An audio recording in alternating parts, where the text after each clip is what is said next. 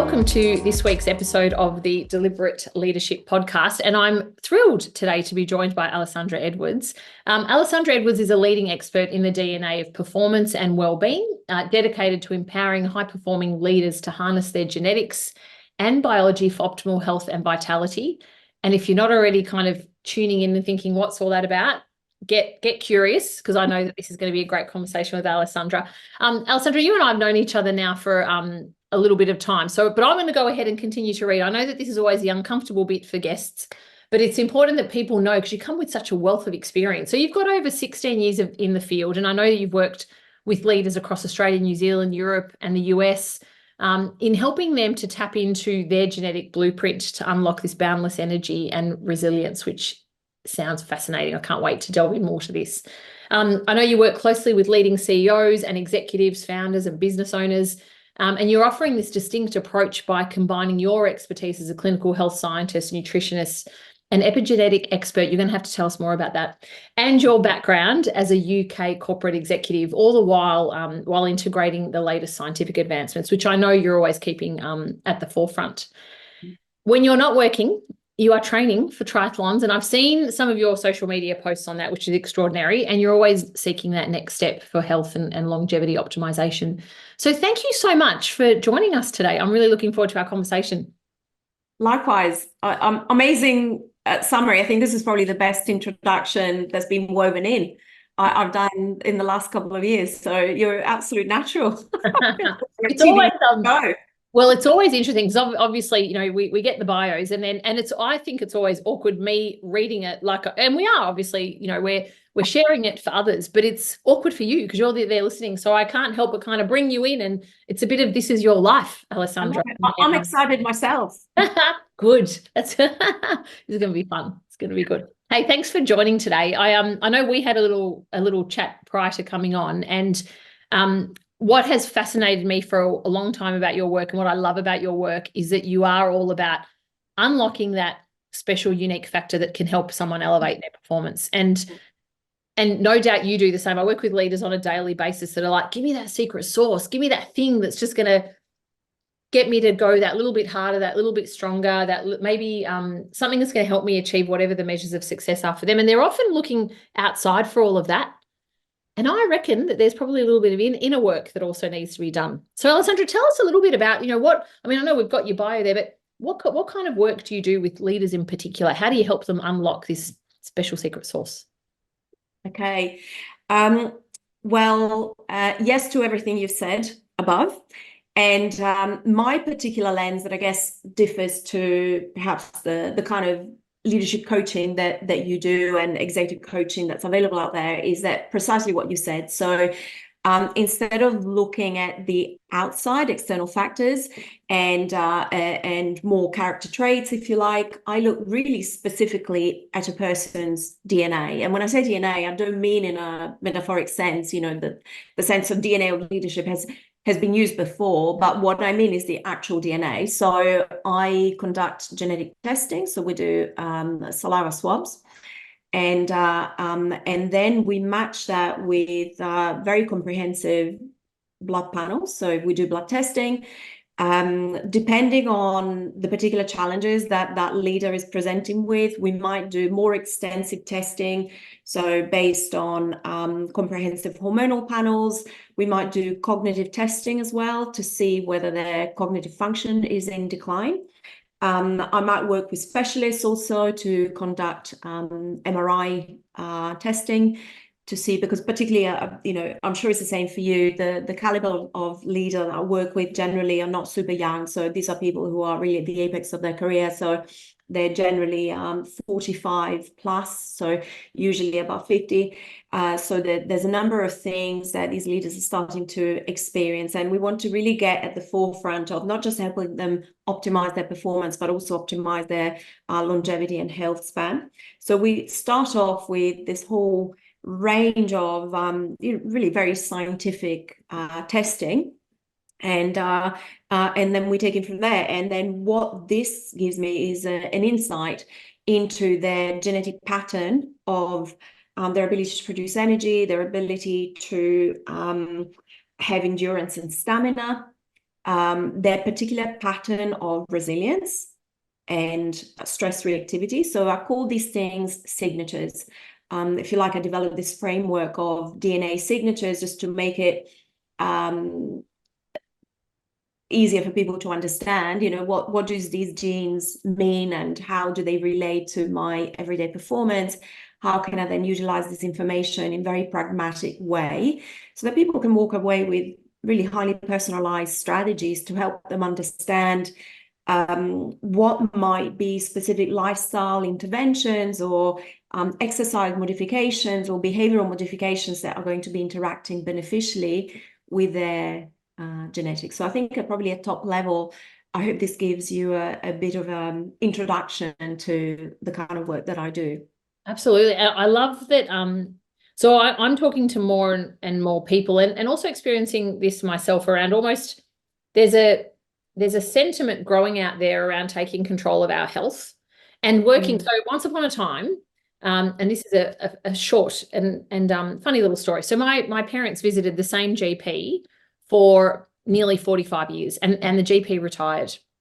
Oh. Now, once the GP retired, my parents were devastated. It was like the loss of a family member. It really because they had developed such a strong trust with this person, and they never really questioned. And God bless him, wonderful man. They never really questioned what he suggested. They were always very much willing to kind of take it on. And I find now there's a growing sentiment out there which is not the same. I don't know if it's generational or not. You might have a different view on this or a similar view, Alessandra, but I think people are much more educated, much more willing to look at their own health and really take control of it. And I think they're not just saying yes to the GP.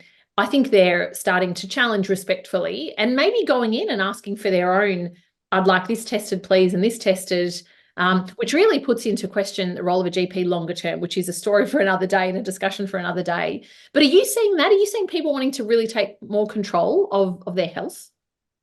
I see two things. So like you, I'm sure, I work with the kind of individual who is extremely busy. And so if you like, health per se isn't a metric or a goal. So the majority of people I work with generally want to have the highest level of health and the highest level of vitality, but not for the sake of because they're a health nut and they want to start baking their own sourdough bread. Yeah. Health is something that they know that they need and want in order to then be able to perform and perform in a professional sense, also be able to have leftover vitality, energy, and motivation to show up for their partners, their families, their hobbies, their golf buddies, all of that. So I agree with what you say. I think that partly it is a generational shift. And I think that possibly this is due to the fact that if you like, idols have been felt now. We live in an information age that perhaps a boomer generation didn't have access to. So certainly your doctor, your priest, even your solicitor, these were professions that were really held in high esteem. And I think also these were professions where there was a lot of sheltered information. So I'll, you shared a story with me. I'll share another one with you. I remember being 14 years old and my mother being diagnosed with advanced breast cancer. Obviously, a really difficult time for her. My father had just passed away the year before. So a very difficult situation for her. And to cut long story short, what happened was that she then found out she went on to survive breast cancer. She had surgery, chemotherapy, amazing care. But I'll always remember how upset my mother was at finding out that the doctor had not told her that it was advanced breast cancer. So they had told a relative because they just felt that it was in her best interest not to disclose that information. Now, at this point, my mum was a widow. Was a single income family. So in hindsight, the thought that she had been deprived of that information really made her very angry and frustrated, which I completely, as a parent myself, I completely relate to. So I think there's been a real generational shift. And also, I think that what's happened is that as generationally, we're getting sicker and sicker with chronic diseases that require ongoing maintenance. what we find is that our GP has gone from being the trusted family friend. I mean, I remember as a kid also having the doctor coming to our house to do home visits. Yeah. And they would know everything. I mean, they would literally know details about, distant relatives. They just unfortunately no longer have the time. So if you think that the average consult now in Australia is about 7 minutes, I think that we've got to a situation where we just want more. Yeah. And because information is widely available, people are seeking to regain control. Sometimes misguidedly, because I do think that you do need medical training. And unfortunately, there is an awful lot of misinformation out there that's available on social media by people who, put themselves in position of authority. So yes, there's been a change, partly due to the fact that GPs are really busy, and partly to, as you said, we are better educated and we want to be in control. And also the other side that I see is that often, I will see clients and leaders who come to me with a whole host of testing that had been done by their, highly qualified GP. And the GP has seen that through the sense of their medical training, which is either you're sick or you're not. So if those blood testing are coming back in the black and there's no red, then to all effect and purposes, they're given a clean bill of health. I'm not too sure why you're feeling, tired and exhausted, not too sure why you're not sleeping well. And they might just give real generic advice, such as stress less, move more, drink less alcohol. So I find that many of the leaders I work with find that very frustrating because they're told, yeah, you're great.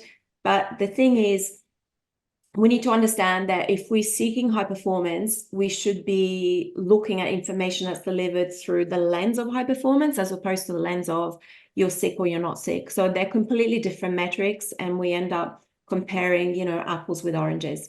Yeah, makes sense, because I know your opening statement around this particular section was that health is not health is important, but it's not the reason why predominantly people, may seek that edge, just to understand what can kind of, push them into that different frontier of performance. Absolutely. There's a difference between, you have a diagnosis of cancer, please go and work with an oncologist and your doctor who will advise you best to go down a medical route, 100%. But, especially if there's nothing that's been diagnosed and you're okay, then your doctor is not going to be able to help you to make those 1% changes that, from my lens, often are due to a mismatch of how you're living according to your genetics, in order to give you back that 100% vitality that you're craving. Yeah, fascinating, Alessandra. And how did you get into this line of work? So what kind of led you here? Well, I probably a little bit of a tired story. I'm sure you've heard it many times through the people you've interviewed. So I was one of those type A personality leaders. So I worked in the UK for many years. I originally, as we've discussed, we found common origins. We're both Italian, but so I was brought up in a bilingual environment. My mum was French, so I think from an early age, I knew I'd travel. So I moved to the UK to go and do my first degree there, and ended up staying, worked there in publishing for many years, and then switched across to a retail chain. So I worked in marketing management for a long time. Classic tale of burnout. I was go, loved my job, super passionate about being a high performer. Love managing teams and absolutely love my job, and literally woke up one day and couldn't move. And so just went through the classic story of knocking on GPs' doors, specialist doors, allied professionals, did everything. And I just could not get myself out of this whole, difficult period and challenging period. And so I decided to go back to university. And so I did a health science degree. And then I decided to understand more about my genetic heritage. My medical history from my family side is abysmal. We're literally the A to Z of from anxiety, down to, diabetes and everything. So I decided to go and study genetics, and particularly epigenetic coachings, which is basically the understanding that, yes, we do have genes, but they're not our destiny. So how external factors, how external triggers then interact with our DNA to alter the function of our genes. And through that, then I was able to get myself back up to a level of high performance that I possibly only had when I was 18 and 19, so high levels of vitality. And it really helped me understand how to deliver strategies that are personalized and highly efficient for people who are busy. Yeah. So that's how I came into that. And I'm happy to report that most of my family members by my age, I'm 51 this year, already had a number of diagnoses. And as you said, I train for triathlons very slowly, by the way. I don't win medals, so I participate, I have to say.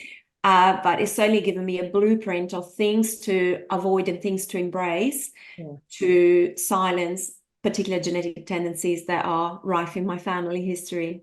Yeah, it's fascinating because often from a leadership perspective, we talk about personality and behaviors, and we often think that personality is also ingrained or you're kind of born with it, and then there are some factors, once you become aware and you understand the impact of behaviors, we can certainly look to change them if we want to.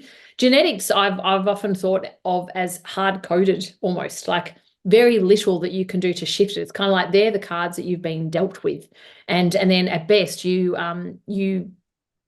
deal with it, deal with but what I'm hearing you say there is that there's actually, through this work, there's an opportunity for us to alter what might be a genetic path, which is fascinating.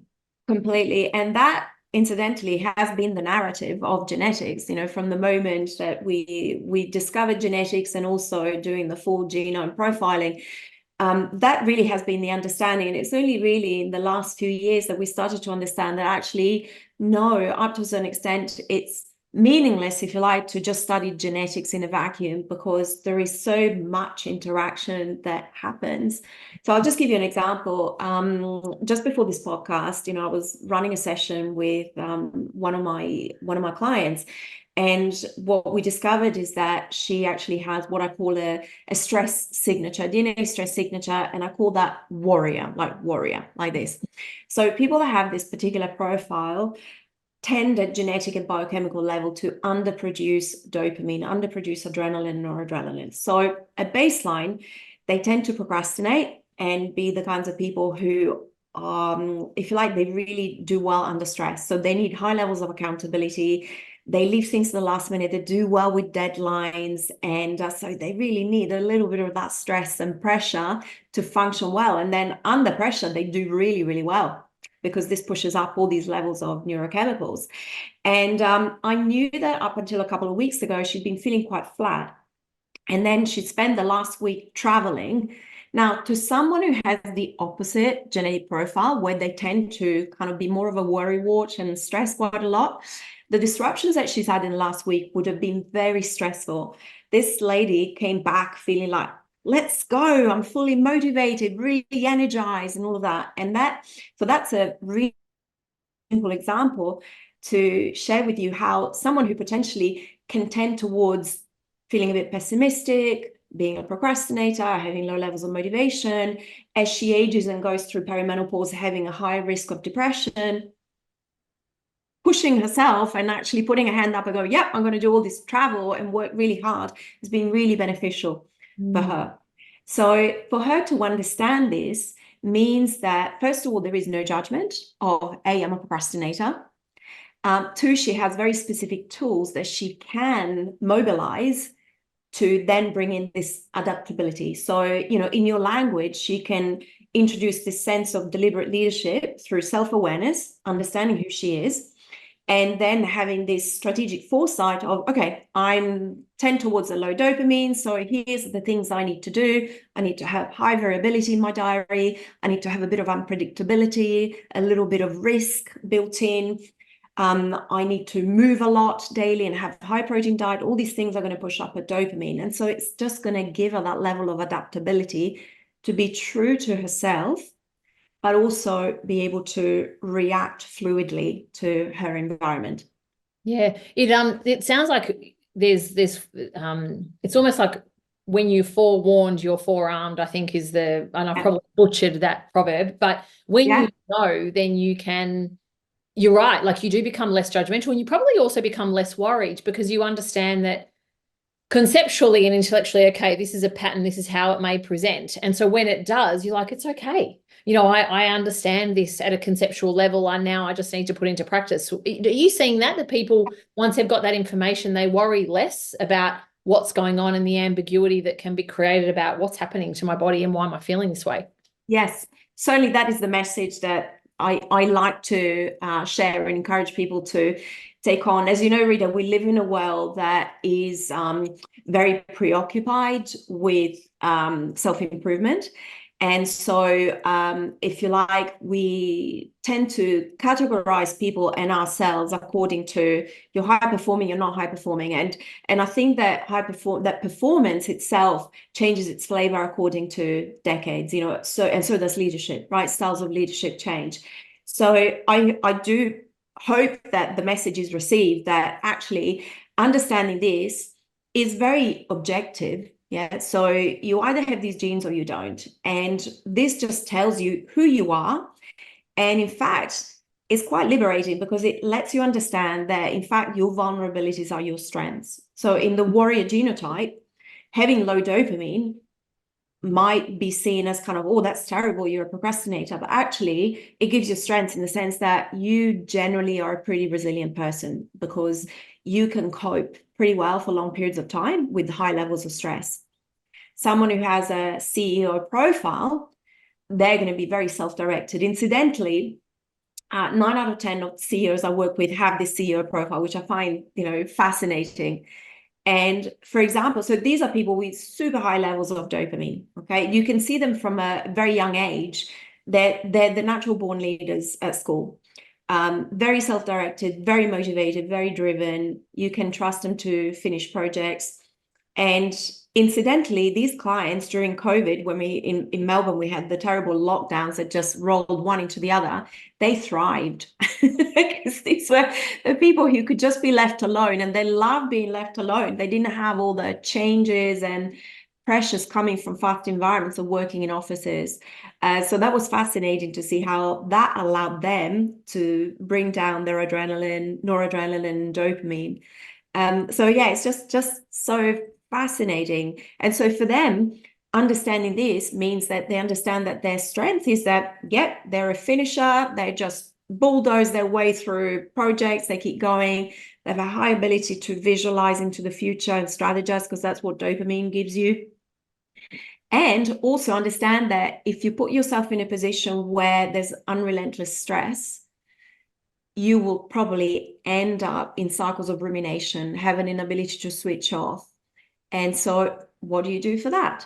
Yeah, so it's very interesting. You can see that, I mean, it was probably for some people that period and time of hyper focus really would have enabled them to get some great work done. And then for some where that's not, it's not going to be what brings out the best in them would have, and we know plenty that struggled during that time too. That's right. So you talked about that, the CEO profile and also the warrior. And so for those that can't see, if you're not on YouTube, it's the warrior as in warrior pose like strength is what you did with your arms there, Alessandra. Right. W-A-R-R-I. Yeah. As opposed to the ruminator, if you like. What are the typical things that you see in your practice in terms of leaders? And I know that because there's, you know, millions of different types and combinations of even personality, let alone DA. But what are some of the key themes that you see when leaders come to see you in terms of the things that they might be wanting to work on and some of the and what are you noticing in the patterns from what you see? So first across the board is loss of energy. Yeah. This is really deeply worrisome to people. Yeah. As I said, the category of age I mostly work with is 45 to 55 to 60. So this is something I hear all the time. Generally, it's the number one complaint. Usually it's, if you like, it's covered a little bit, so people don't like to disclose that, again, because we feel we have to be seen as being high performing all the time. But really what goes on behind closed doors is a different story. So these leaders, middle-aged leaders, are feeling tired. And when I say tired, I mean really, really tired. And there's a disconnect to a sense of self, of who I have been in the past. And I have to say, unfortunately, I see this a lot more for women in that category. I think that hormonal shifts have a lot to play, but so if you like the story that I hear a lot from female leaders at very high level in that age category is, and they might not reveal this straight away, the first conversation, but it usually comes out because a lot of fear around imposter syndrome is that often these are women who are, CEOs, C-suite roles, or might even be sitting on boards. And they tell me that they don't quite understand. They find this quite worrisome, that all their lives they perhaps have worked in male-dominated industries, and they've never had a problem with that. They've shown up with their head held high and they've held their own. And then all of a sudden, they're starting to feel like very timid, shy, a little bit worried about, again, having a lot more of imposter syndrome. And I've seen clients actually who have, as a result of this, have ended up actually pulling back on really juicy plum roles and going part-time. They feel they can't do it anymore. And I think that's such a shame, because when these people get to this level, they've really earned their position. Yeah, it takes a long time to achieve that level of role and status in a career. So I think it's just really, I feel very sorry when I hear this, because I know that more often than not, this is not a lack of capability. They know how to do the job. It really is often biochemical. And there's a thing related to genetics that I use this metaphor of when we're born in oversized pair of jeans, as in jeans, trousers, Jeans. And as we grow, we start to feel them and they fit really well. And then we start to get into middle age, because of the accumulation of all these external epigenetic triggers. We basically start to feel the jeans getting a little bit tight. And so this is like your own DNA becoming more insistent. So your own tendencies, whether it's to depression, anxiety, insomnia, it just becomes more visible. Women have the added challenge of having significant hormonal fluctuations around this age. And one thing that is not really talked about in this space, was we talk a lot about the physical changes of menopause, the hot flashes, all of that. I find that many of my clients are not aware of the fact that there are significant brain changes associated with the perimenopausal stage and menopause. So there is a loss of brain volume. This can significantly affect their ability to perform cognitively. There can be a significant reduction in dopamine and serotonin, which can affect their mood, making them feel sad, depressed, loss of self-confidence. And for some women, this is more genetically driven than others. So again, understanding whether there is a tendency to that particular, DNA stress resilience, coupled with conversations around hormone replacement therapy, makes a big change. So the main thing is energy and loss of energy and vitality for women, this loss of confidence. And then across the board is weight gain. Really significant. And I never discount the conversation around weight gain. And I know a lot of leaders who come to me almost feel ashamed to talk about it, as if they shouldn't worry about it because they feel it's the vanity metric. And so, we create a safe space for them to have these conversations and understand that actually that is a significant piece of the puzzle of longevity. And often people are already exercising, eating a healthy diet, drinking moderately, and they just struggling with this weight gain year in, year out. So if you like, we validate what they're feeling. Yes, no, it's not normal. It shouldn't be a normal part of aging. And here's what we can do about it. And again, it's very much a DNA-based strategy as opposed to a diet that's one size fits all.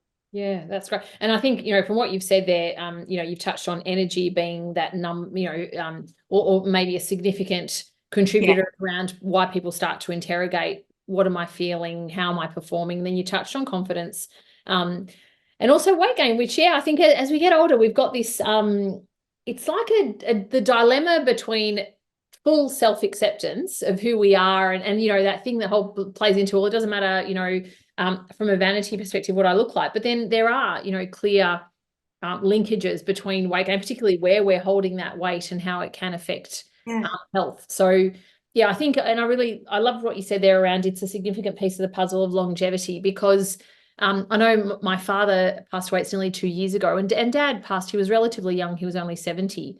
His last 6 or 7 years of life were quite challenging. He had heart failure and cardiomyopathy that he dealt with until right through to the end.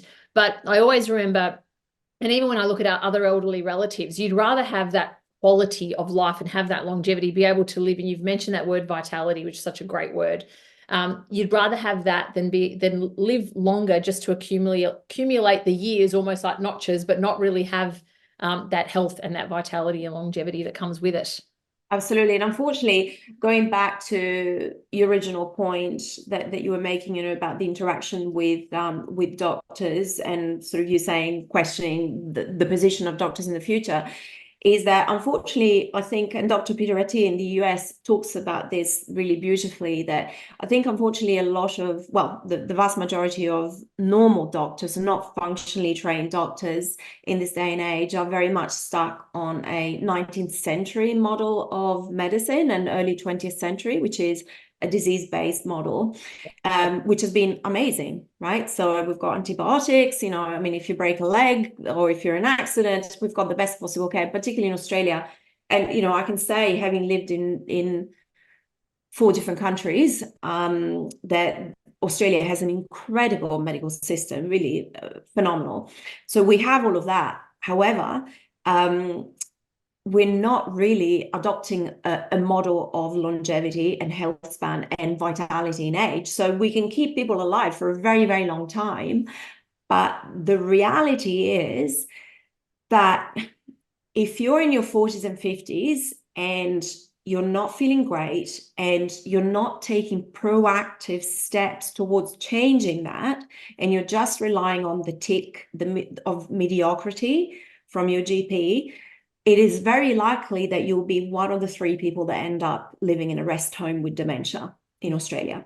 That's right. So we can keep you alive in your 90s, but you'll have someone wiping your bum. Yeah. And I think that this conversation, I mean, obviously everyone should be entitled to a long, healthy, happy, productive life. But I think this conversation is particularly relevant for the leaders we work with, because these are people who are used to living and working on purpose, to delivering results, to feeling alive, energized, and motivated by doing work that is on purpose. So I think that particularly for them, the conversation around, you know, you could be 65 and already have, you know, signs of dementia is a bit of a wake-up call. Yeah, it's frightening. And it's you mentioned Dr. Peter Attia, and I just started his book last night. Oh, fantastic. Look, these are all these books here. They're sent to clients, so I've got gazillions here. Yeah. It's Outlived by Dr. Peter Attia, and we probably should put that into the show notes. But I think like he's and obviously with the work that people like yourselves do, and his messages, it's really one of this quality and ensuring that we've got this longevity. So we don't have to, I'm hearing that we don't have to accept what can come, the mindset that can come with having to have a really big job. And leaders listening to this podcast will be emerging middle through to senior level leaders. And I think sometimes we think that that's part of what we have to put up with, you know, around that, the relentless pressure of leadership. And it's there, you know, people are, they're dedicating themselves out of passion and purpose to what they do, and really showing up for their team, showing up for their organizations to do great work. And I think we often think that we have to accept it as a byproduct, that we've got to work really hard, but also live hard. And what I mean by that is kind of live with the, yeah, I'm going to feel tired from time to time. Yes, my energy will wane. Yes, I'm going to feel, you know, all these different symptoms that we might feel. And we kind of just think that that's part of the course without thinking that we can actually do something about it. Yeah, I absolutely. It is part of that mindset, which goes hand in hand also with the mindset, which is reinforced by doctors and, you know, many professionals alike, to say, you're just getting a bit old. Like, what do you expect? And that always stirs something in me, like, why? I've never settled for mediocrity in my life. Why should I start to accept that? So there isn't, so I want to say it here, just in case this is something that's not well known. There isn't anything inherent in the process of aging that should make one feel exhausted. Yeah. There isn't. Yeah. What there is, however, is a number of mechanisms, such as significant loss of muscle mass as we age, from age 35 onwards. This can be genetically driven. So, for example, my mum always had very thin legs, and when she got to the perimenopausal period, she got super, super skinny legs and started to put on weight around the middle. Now, I say this not because I'm fat shaming my mum because she carried weight around the middle. It's just that now, with my knowledge, in hindsight, I understand what caused her to become severely insulin resistant, meaning her cells were not utilizing glucose from the carbohydrates she was eating very efficiently, which will make her feel really tired. And so losing muscles, particularly around the legs, is a contributing factor to this. And then with the perimenopause, losing estrogen, that would have shifted her fat distribution from her hips and bottom and thighs, which is typical and healthy for women, towards the midline. So she'd have very thin legs with no muscles. She would become more and more insulin resistant, put more and more weight around the middle, which then would increase her risk of number of cancers and heart disease and type 2 diabetes.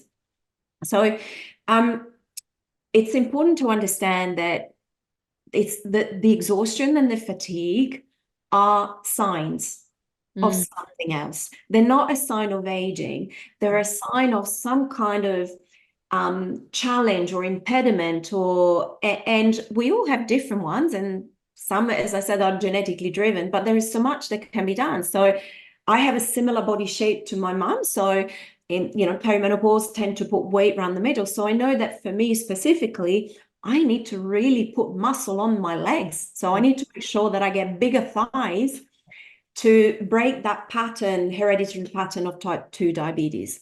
Now, someone else might have something completely different, but I really want to share this message of the occasional bit of fatigue, if you're working hard, is normal. Of course, we all feel tired, or you might have a big weekend with the kids, and you've not had your chance to recuperate. But if you find that your overall baseline is a lot worse than it was 5-10 years ago, don't accept that as normal, because that is not normal. And likely there is something that needs to be tweaked, particularly if you find you're not catching up just with sleep. That's always a good, that's a good metric. If you're not getting better by catching up on sleep, there's something that needs looked at. Yeah, it's a good message around not making do. And I think people often with the type A personalities that you talked about before, which a lot of leaders have, they get to where they get to through motivation and drive and hard work and all those things. A lot of them would grit their teeth through it and just accept it as, this is what I need. This is all part of this working hard, the word that comes, it's in Italian, coincidentally, Alessandra, the word that's coming to my mind is faticare, which is, to really just to work hard, to grind through it. My trainer, when she says, my PT, she often says to me, Rita, it's going to feel like the grind. And I actually don't like when she says that, because it automatically makes it feel really hard for me in my head. I'm like, can't you tell me it's going to feel like a feather, and that I'll just, I can have that image in my head. We don't need to make it feel like the grind, because that, so do you see that in your practice, that people, often I imagine the people that want to work with you and that are driven to work with you just want to, elevate their performance even further. So do you get this notion of they just want to kind of grind through and accept it's going to be hard work? And how do you break that? Because it might be for some, but what I'm also hearing from you is that it might not be the case for others, because there's a different recipe for everybody around what they need to do. Yes, it really depends on the person.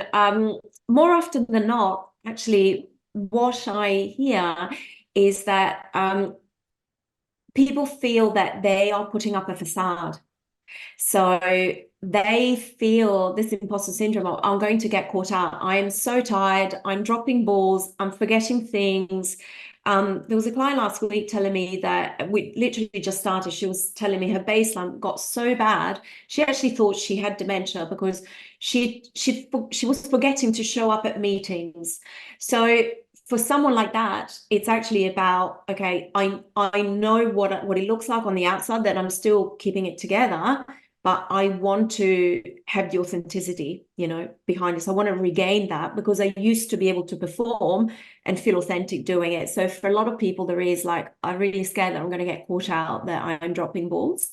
And then for others, actually, it's less about, achieving more in that day-to-day job, but they might have, so, at the moment I'm working with a CEO, I can't name who she is, but she's doing a lot of international travel for a particular event that's coming on this year. And so for her, when we started working at the end of last year, was about, I want to be in the best possible shape I can be to deliver this series of events in 2024. So sometimes I know that I'm going to have to step up for a period of time, and already I'm kind of running a little bit on empty. So it could be that. For other people, it could be that they're feeling okay, but they're really intrigued by this notion of, I really want to understand who I am. So I can, going back to how you started the podcast, I can go back to the sense of control, and I can then create a strategy for the next 30 years. And so we do work around current optimization of physiological performance, and then put together a strategy for their longevity, so that they understand, okay, between 50 and 60, these are the biological changes that you can expect, and this is how you offset them. 60 to 60, this is what's going to happen, so that we strategize for each decade. So it's a little bit different for each person. Yeah. And do you find that most people stick with it? Because if you think about anywhere between your 40s and say your 70s, I guess it's a long time. Many are still, but even between 40 and 60, many are still elevating in their levels of leadership. Last week I had the pleasure of spending a couple of days with various company directors at the Company Director Summit here in Melbourne. And these are people that they've got lots of years behind them in terms of the experience, but they've got a drive and ambition to still add value to organizations, but in a different way. If it's not at the executive level in the boardroom. Then I work with a lot of people that are changing leadership levels. So maybe they have been a middle level leadership, let's say at chief operating officer level, and now they're moving into other roles within the C-suite. Maybe it's looking at, chief executive paths. Do you find that the approach that they take is sustainable, and one that they then can take on to the, 2 to 3 decades and beyond of their life? And how do they react to that? Like, are people after a quick fix, or are they happy to put in that longer term commitment and achieve that sustainable path? Yeah. I'm not known in my field for the quick fix mentality. And so obviously, I'm sure the same as you, before taking on a client, we have a good conversation around, what their values are, what mine are, and we see whether we are a fit. I think one of the biggest misconceptions to come out in the last 10 years, or probably 20 years, since really the emergence of social media, is this idea that as we advance with technology and knowledge, all this, that quick fixes are where it's at. So we've had quick fixes in health, we've had quick fixes in nutrition, and so as long as you have the right protein bar, or you do the right hack in intermittent fasting, that stuff doesn't work.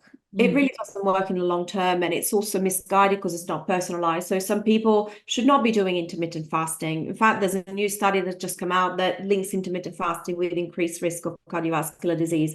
So it should be personalized. But also, it kind of depends, I find, in terms of what their motivation is. Yeah. So I have people that come to me with different stages, right? Someone might have really out of control anxiety, or their insomnia can't be fixed with just a bit of magnesium and a bit of meditation at bedtime. Okay. So those are things whereby we go, okay, let's give ourselves 6 months to actually fix. This is a problem, because it's actually having significant ramifications and negative influence on your life, on how you perform, how you show up with your family, you're irritable of that. So we look at that in that static sort of 6 months, and we'll tick it. If someone is feeling generally okay and they want to do this DNA work, my question is always around, are you really clear as to what the big, amazing, moves mountain goals, the motivation behind this is? And when people can tap into that, often it will be their children. Yeah. So they will go, you know what, when I think about it, I love my job and all this, but I would love to be in my 70s and still be mobile and take my grandkids to play footy. That's my dream. Or you know, my partner and I worked so hard. We've got this dream of going sailing when we're retiring. And that is a massive passion for us. So what's important is to really look at why you want to play the long-term game, and then equipping people with the tools to connect to that big motivation. The motivation can be, I want to lose 5 kilos. Yeah, I want to be fit. Those are more like goals, and then we can make specific, but what's the real motivation? So I think as long as people have that, yes, absolutely. And within the context of having a conversation that we're not here to do quick fixes, then the same as when you're looking at strategies and KPIs, you know, you can't be micromanaging your KPIs on a daily basis. Yeah. You need to look at, you know, maybe a quarterly picture and then a yearly picture, and then you look at the previous 5 years. So we're looking at trends. So, you know, I'm not going to be able to hit the gym every day or, you know, eat according to my genetics every day. I mean, I had a heap of pizza and pasta the weekend and ice cream, and, you know, there's a lot of diabetes in my family. So that's not my ideal diet. It was awesome, and that's okay. And today I'm having salad and, you know, and green tea. Yeah. It's not about like being, you know, 100% all of the time. Yeah. Yeah. It's about making some little tweaks that are personalized and efficient and effective, and understanding that if we're looking at a graph on a daily basis, it's going to be a little bit like this. But overall, if we're looking at the spreadsheet of your performance, vitality, health, longevity, we're trending in the right way. So I think reframing those conversations around that, as opposed to, you know, like the Instagram quick fix, 21 days to a perfect body, people get it. And I find generally I get emails from people 2 years on saying, hey, I'm still doing my DNA signatures things, you know, I'm doing, probably hitting 80% achievement rate, really happy with that, continue to make progress. So that's what we're looking for.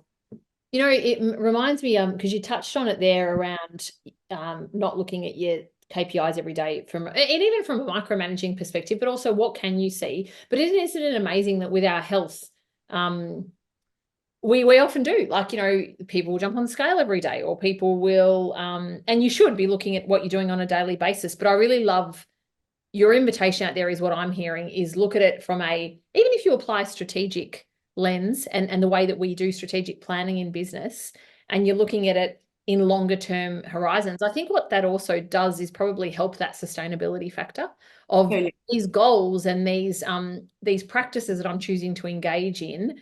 I know that they're going to have that long-term benefit. And I love what you said there about what's really the long-term game. Like, what is the ultimate reason why you're doing this? Because it won't, at the end of the day, it won't be for a job. It won't be for a role. It won't be for an organization. It'll be that longer-term stuff, which we do think usually far out into the future. Yeah, absolutely. And that's the thing, that it's a little bit like your super, right? Or your investment funds for the long term. Again, it's about understanding that we're doing this in the long term. And it doesn't mean that you can't look at daily data, right? You're listening to Peter Attia. So he talks about, he's an engineer, like my husband. My husband always talks about separating noise versus signal. So you can absolutely enjoy, look, I wear these kinds of watches like most people do. You can look at that data and geek out if you like that kind of thing. I really enjoy those kinds of things, but don't let that get in the way of, you know, your actual strategy. And so, because we are human and we're complex and we have lives, and so we don't live in a vacuum. And so that data on a day-to-day basis will change. Yeah. And don't make it to mean more than it is, because if you scored negatively on your Apple Watch on sleep the night before, you probably know why. So that can be just a thing of like, oh, yeah, yeah, I get it. I would have given myself a 70 as well, you know. And then that can be a way of saying, okay, well, tonight I'm going to go to bed a bit earlier, but let's not get attached. I see a lot of people that get very attached to those metrics and want to share all these micro datum, and it's just, I don't think that it's useful mentally. And I think that that's where the piece of acceptance comes in. I think that we have started to, if you like, stretch the conversation around acceptance to, in a way, make it acceptable for us to accept mediocrity for ourselves. And I don't subscribe to that model of the world. I think that we're here for growth, whatever that means to an individual. Yeah. So we are born lucky or unlucky, and then through different experiences, we can start to learn to understand who we are, start to recognize the signals around what is my purpose here, what is my hidden talent, where can I find success? And then once you establish the success, where can I contribute? What can I leave behind? And I think that if we take on board this whole notion of I'm beautiful all of the time, no matter what, you know what? You're never going to leave the couch, because if you're just beautiful watching Netflix 24/7, eating just chips to your heart content, you are never going to find the place of discomfort that makes you push yourself a little bit. So it's not about not having self-acceptance. It's about having self-acceptance and also giving ourselves a gentle pat on the back, go, come on, buddy, it's time to go for your run, or it's time to go and make that uncomfortable phone call. So and certainly that as a parent also, that's what I like to teach my kids, of love yourself throughout, and also recognize you're being a bit lazy. So what are you going to do about it? Yeah, that accountability piece comes in there, Alessandra, from what I'm hearing there. It's we can have that acceptance, but also I was talking to someone only today around, it was a context of not making people feel uncomfortable in a conversation. But where we got to, and this is a leader, where we got to in that conversation is, well, it's not always our job to keep it nice and cushy and comfortable either. And so if we're trying to stretch and help someone to grow, and ultimately they'll choose to do that whether they want to or not, but it can also be our job to shepherd that a little bit. And it's not about intentionally creating without judgment. Yeah, not about intentionally creating the discomfort, but not necessarily always providing that cushions, that are going to soften that blow. Yeah. I'm hearing a lot in there about accountability, but also not having to accept status quo. And I think mediocrity was what you said there, and that we have the absolute power to be able to control our health in a different way for that performance, and to live really intentionally and on purpose, from a deliberate leadership perspective and in all aspects of life. I so love that deliberate leadership. It's such a good pairing. Yeah, love it. I think for me, it's that intentionality, which we spoke about just before we came on, right? So it's, if you're going to do it, then I reckon, my brother has a saying, and he's like, he says, us chincotters, we either go hard or we go home. And I love it, right? Because it's true, that is a mindset, but it's also like, if you're going to do it, let's just do it properly, right? And that's not perfectionism at all, not for me anyway, but it's about, if I'm there, then I'm there intentionally, and I'll show up and I'll do it. And I think for a lot of leaders, this is where they struggle, because they get the promotion, they're really a good technical expert, they get the tap on the shoulder to say, congratulations, here's a team. And I think they don't always make that decision because they haven't really thought about, do I really want this? Like, do I really want to be a leader? And therefore, I'll be really deliberate in my strategy about how I can excel in my performance of being a great leader. And I think with health, it's a bit the same. Like we might get a test result back, or we go, yeah, but do I really want, like the thing that's really dropped for me in this conversation amongst many things, but it's this where you've said, what's your long-term game? Like, what's your real motivator around why you want to be healthy, why you want to feel this vitality? It's not going to be short-term. So certainly for someone 40 years plus. Yeah. No. These are different conversations, I mean, we would be having a different conversations if we're talking about people in their 20s. I'm sure there's people in their 20s who are, I mean, goodness, new generations is so switched on to me, way more than I was at their age. But I think that definitely that's something that seems to become, as we become more aware of our own mortality as well, that we're not infallible. And it's like, whoa, I'm 50, I still feel 20 on the inside, but my body's not performing anymore like that. So totally. Alessandra, if we have to finish off with, some key, maybe to use your word, the signature, and I know you were talking about DNA signatures, but some signature advice that you would give people that are feeling like they don't have that energy and that abundance of energy. What would be some advice that you could give them around how they can be even more deliberate and intentional around their health? I think, first of all, digest what's been discussed here today and spend a few minutes thinking deliberately about what it is that you want and what it is that you're perhaps afraid of letting go. Because sometimes the conversation around health is inevitably linked with change. And our brain doesn't like change. We know that. I'm sure you talk about that a lot. So change is difficult. So why do you want health? What is the big motivator for you? Maybe it's a partner, maybe it's aging parents, maybe it's children, maybe it's your pet, or a big, amazing, audacious goal to go around the world, when you're retired. So think about that and be clear on that. And secondly, what is the thing that's holding you back? And usually there will be a fear. So it will be a fear of, some people have a fear about getting a medical diagnosis, so they don't initiate that. There will be fear about this is going to be too hard. There will be a fear around the scarcity of time. There will be a fear also around letting go of things that we find pleasurable. So be clear on these two things and then offset them and work out whether your fear of letting go of something is bigger than your desire to move towards something that you want. Yeah.